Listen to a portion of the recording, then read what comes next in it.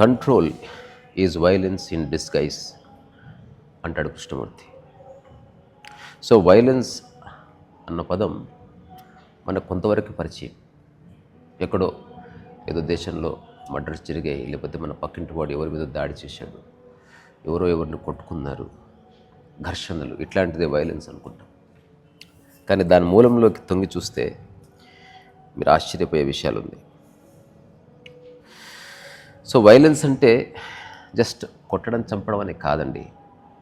ఒకరిని బలవంతం చేయడం, ఒకరిని ఒత్తిడి చేయడం. ఒకసారి ఆలోచించండి, ఓ పిల్లవాడికి ఆకలి లేదు, కానీ బలవంతం చేసి వెంటపడి వాడి నోట్లో భోజనం గుక్కుతున్నారు. ఒక అమ్మాయికి ఇష్టం లేదు ప్రేమించడం, కానీ ఈ అబ్బాయి సినిమాల్లో చూపించినట్టుగా వెంటపడి ఆ వీధిలో నిలబడి ఈ వీధిలో నిలబడి ఉత్తరాలు పంపించి, ఫ్లవర్ బుక్కెలు పంపించి, చివరికి ప్రేమకు అంగీకరించే విధంగా చేస్తున్నాడా? అట్లాగే ఒక భార్య భర్తని, లేకపోతే భర్త భార్యని, ఏమండి సినిమాకి వెళ్దాం అడిగి అలిగి భోజనం మానేసి ఫైనల్గా సరే అనగానే ఎగిరిగా అంతేస్తున్నాడు. ఇదంతా ప్రేమ అనుకుంది ఆయన. ఇది ప్రేమ కాదు. ఎవరైనా సరే మన మాట వినాలని బలవంతం చేయడం, ఎవరైనా సరే మన అభిప్రాయానికి తల వంచినట్టు చేయడం, ఇది వైలెన్స్కి మొదటి బీజం. సో వైలెన్స్ అనేది నేనే కరెక్ట్ అన్న భావన. ఎదుటి వ్యక్తికి వాళ్ళ ఆలోచనలకి, అభిప్రాయాలకి అసలు ఏ విలువ లేదు. నీకేం తెలుసు, నోరు మూసుకో, చెప్పింది విను, చెప్పింది చేయి, నేను చెప్తే చేయాలంతే. So violence begins where understanding ends అంటారు. ఎక్కడైతే ఒకరినొకరు అర్థం చేసుకోవడం ముగుస్తుందో అక్కడే ఒకరి మీద ఒకరు దాడి చేసుకోవడం మొదలవుతుంది. అసలు ఒక మనిషి మనలా ఎందుకు ఆలోచించాలి? ఊరికే సరే, కొంచెం లార్జ్ స్కేల్లో రెండు దేశాల మధ్య ఏదైనా వచ్చినప్పుడు, లేకపోతే ఏదైనా ఒక అంశం గురించి ఒక పోరాటం జరిగినప్పుడు ఆ వైలెన్స్లో ఒక లార్జర్ గుడ్ ఉంటుంది అనుకుందాం. కానీ కుటుంబాల్లో, స్నేహితుల మధ్య, భార్యాభర్తల మధ్య, ప్రేమికుల మధ్య, ఎంప్లాయీస్ మధ్య, కొలీగ్స్ మధ్య ఉండకూడనివి ఏమిటంటే ఒత్తిడి చేయడం, ఒప్పించడం. చాలామందికి చెప్పడానికి, ఒప్పించడానికి తేడా తెలియదు. చెప్తున్నామని అనుకుంటారు పాపం, కానీ వాళ్ళు ఒప్పిస్తుంటారు. సో 100 సార్లు వెంటపడి వేధించి అలిగి ఆ ఫైనల్గా ఎదుటి వ్యక్తి విధి లేక ఎవరికి చెప్పుకోవాలో తెలియక ఒప్పుకోవచ్చు. ఇదంతా వైలెన్సే, బీజ రూపంలో ఉంది. సో ఎక్కడైతే పోలికలు, ఒక పోటీ, ఆధిపత్యం ఉంటుందో అక్కడ వైలెన్స్ ఉంటుంది ఖచ్చితంగా. నువ్వు దాని నుంచి తప్పించుకోలేవు. కృష్ణమూర్తి ఏమంటాడంటే violence is not just merely killing the another being. Violence is in anger, in comparison, in ambition and in the desire of dominate. ఒకసారి మా ఊర్లో ఒక సాంగ్స్ కాంపిటీషన్ ఏదో అయింది.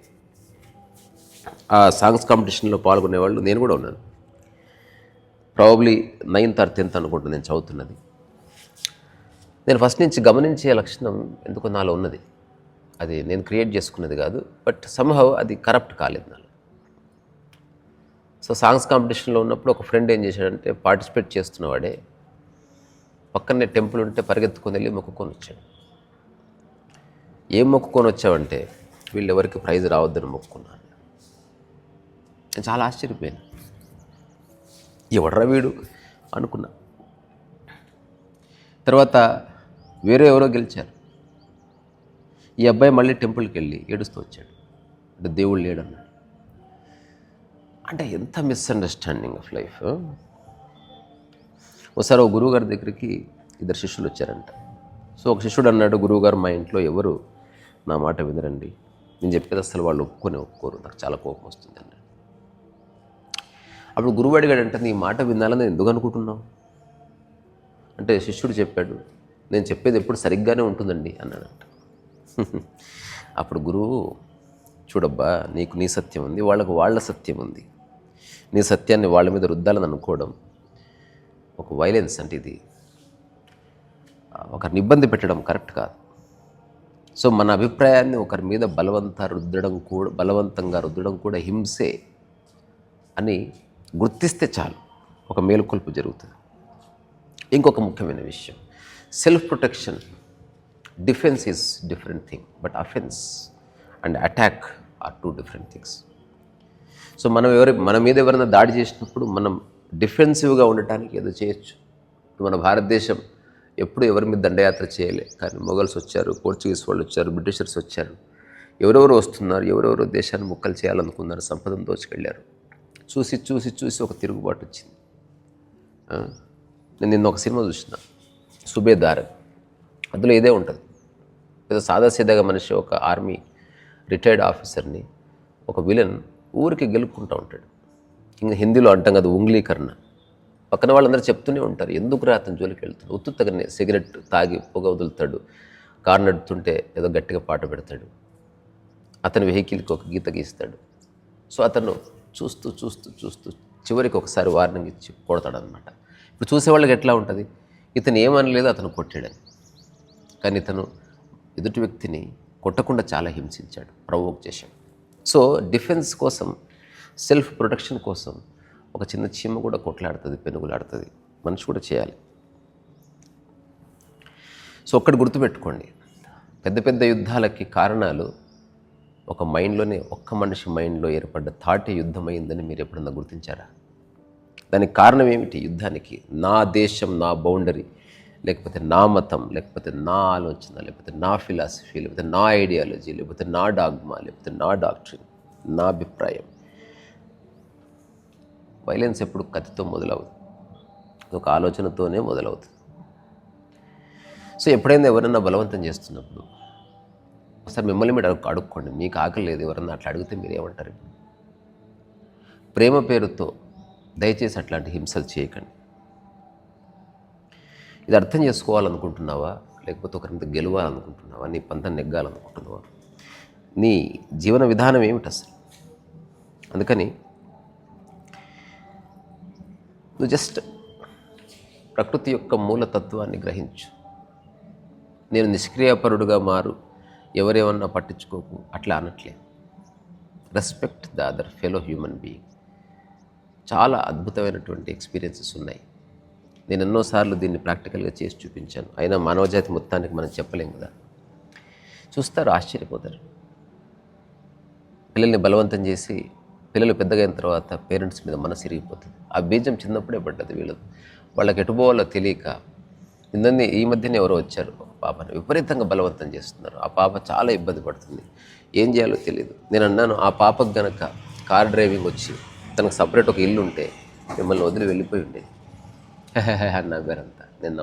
మీరు నవ్వేది నిజంగా చెప్తున్నాను. ఆ అమ్మాయి కనుక ఇప్పుడు డిగ్రీ ఏజ్లో ఉంటే ఈ పాటికి ఇక్కడి నుంచి లేచి వెళ్ళిపోయింది. సో మీ పిల్లలు సక్సెస్ అవుతారో లేదో, మీతో స్నేహం పోకుండా చూసుకోండి. మీరు జీవితంలో కోట్లు సంపాదిస్తారో లేదో, మనశ్శాంతి పోకుండా చూసుకోండి. ఇలా చెప్తుంటే సలహా అనుకుంది, అది సూచన మాత్రమే. ఎవరి జీవితం వాళ్ళదే.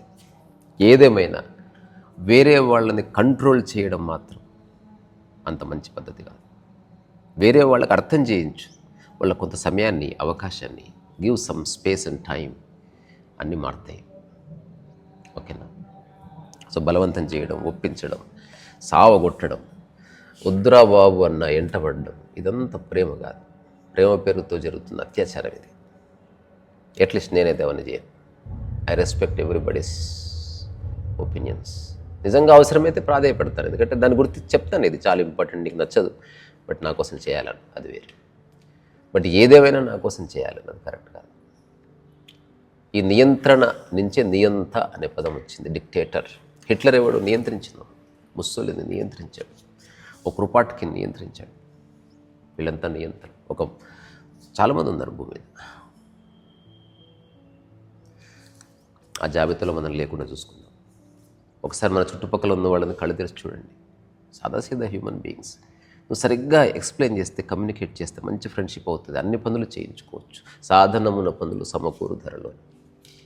సరే, మళ్ళీ మాట్లాడుకుందాం. ఓ పెళ్ళికి వచ్చాను, జస్ట్ ఎక్కడో ఖాళీ గది ఉంటే ఏకాంతంగా మాట్లాడుతున్నాను. సరే మరి ఉంటాను. ప్రియ సరస్వతి.